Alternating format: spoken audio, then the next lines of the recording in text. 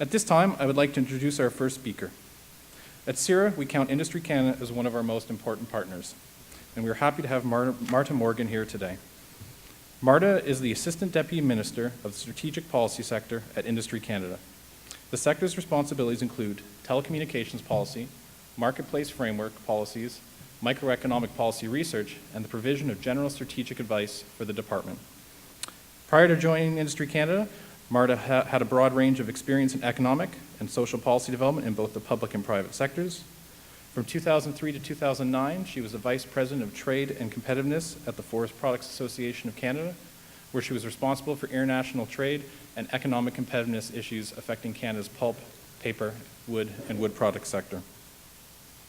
She's also held a variety of senior positions within the Government of Canada, at Human Resources Development Canada, and the Privy Council Office, as well as the Congressional Budget Office in Washington, D.C. She holds a BA in Economics from McGill University and a Master's in Public Policy from the John F. Kennedy School of Government at Harvard University. Please welcome to the stage Marta Morgan. Marta?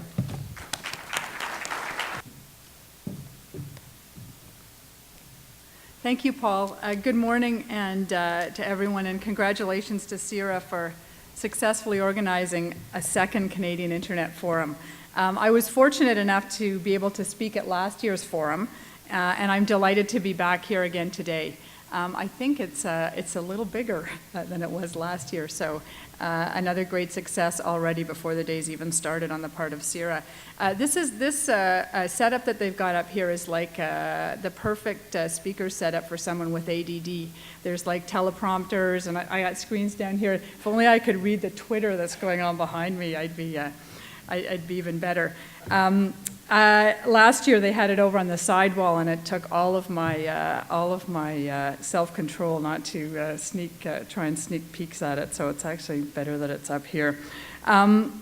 CIRA is going to also be hosting the meeting of the Internet Corporation for Assigned Names and Numbers in October, which is another demonstration of its vision and organizational skills, and we're very much looking forward to that event. Canada is very fortunate to have a place on the ICANN calendar, and has taken the efforts of many to make that happen. Today I wanted to touch on three themes. First of all, global internet developments. Second, what's happened in Canada over the past year. And third, I'd like to speak a little bit about the multi-stakeholder approach to internet governance.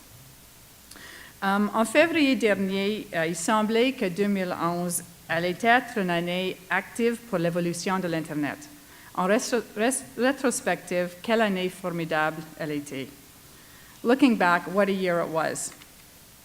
Last year at this conference, Jacob Glick from Google argued that everything is converging to the public internet, and that this is prompting policy, economic, and legal debate and change. And 2011 certainly made his point. Globally, we saw even more growth. The global total of internet users grew to more than 2 billion. Almost half of those were under 25 years of age. And the share of developing countries reached 62%, with China alone accounting for a quarter of the global internet users. We also saw policy debate and change. 2011 was the year of ICANN's decision to launch a program for introducing new top-level domains. It was the year that the acronyms PIPA and SOPA suddenly became widely known outside of Washington, culminating in an extraordinary internet-based protest last month. And it saw the emergence of social media as a major force in global struggles for freedom and democracy, including the Arab Spring. 2011 a également apporté une beaucoup plus grande visibilité à la gouvernance d'Internet dans des programmes d'action internationaux, y compris la conférence de Londres sur le cyberspace, la conférence de Vienne, la conférence ministérielle sur l'Internet et la liberté à La Haye, le sommet du G8 à Deauville, and 2011 was the year of the Internet Governance Forum in Nairobi, an event at which CIRA's presentation on last year's Canadian Internet Forum was well received. So turning to Canada, broadband subscriptions continued to grow, estimated mid-year at 21.5 million. Traffic jumped from an estimated 5.4 exabytes in 2010 to 7.8 exabytes in 2011. The total number of CIRA registered domain names just kept climbing. One of the most welcome CIRA initiatives in the past year has been its continued leadership and implementation of secure DNS. It was also the year that CIRA announced the winners of the awards celebrating .ca websites. And I encourage you to have a look at those that were chosen. If anyone's looking for an apartment, newpad.ca, really nifty.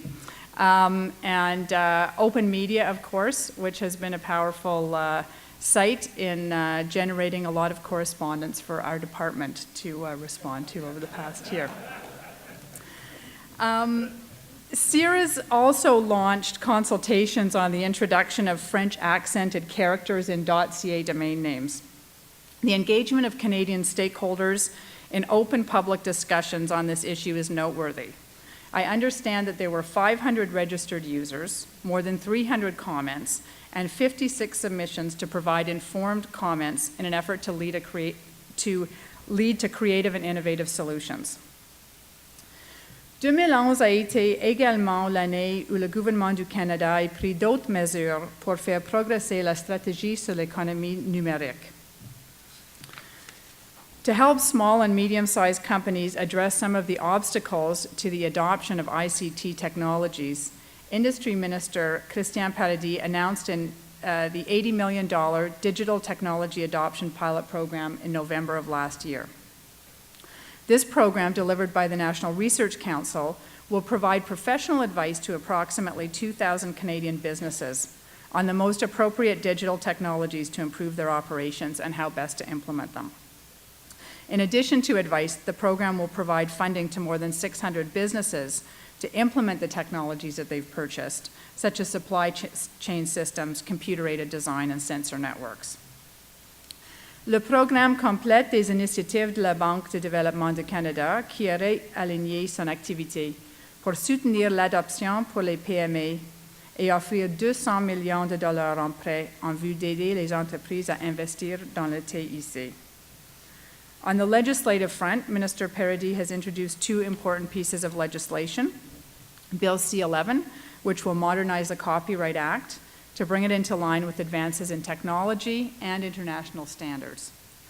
And Bill C-12 will amend the Personal Information Protection and Electronic Documents Act, PIPEDA, to better protect consumers and their privacy. In the year ahead, we expect that Canada's anti-spam legislation will come into force and the Spam Reporting Centre will be established. Together, these actions will protect Canadian businesses and consumers from the most damaging and deceptive forms of online threats. It will also deter spammers from operating in Canada.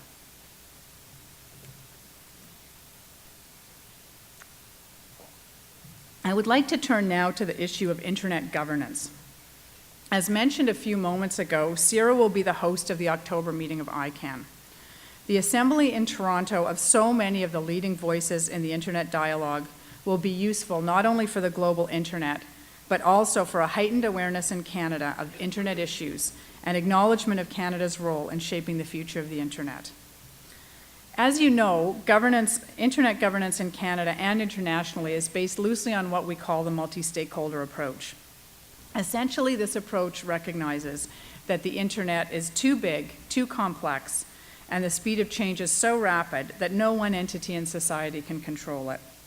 It's a flexible and open approach where stakeholders have responsibilities in line with their own areas of strength or in relation to their accepted roles in our society and economy.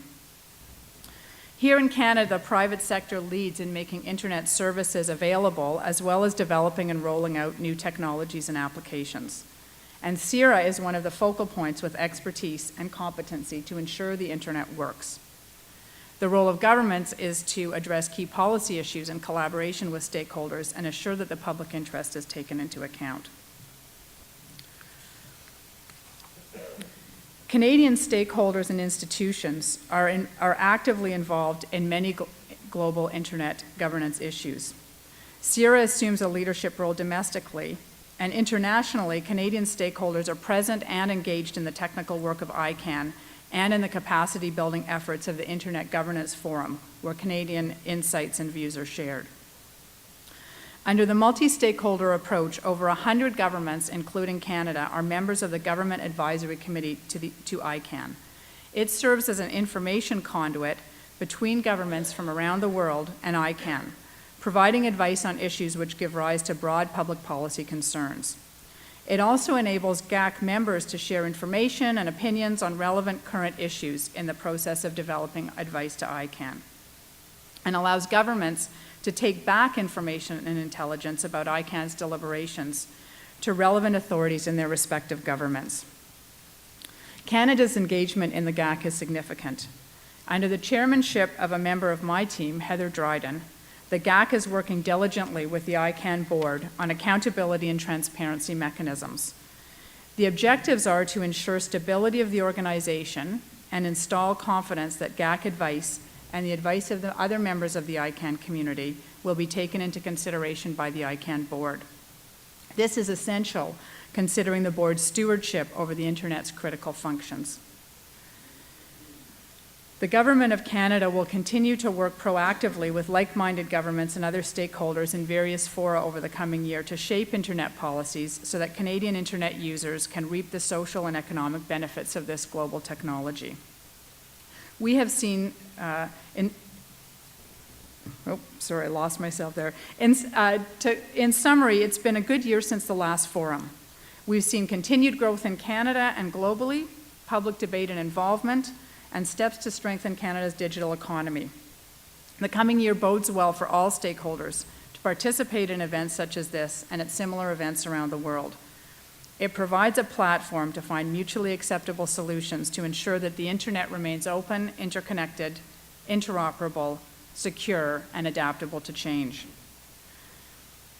I thank CIRA very much for inviting me once again to speak at this conference.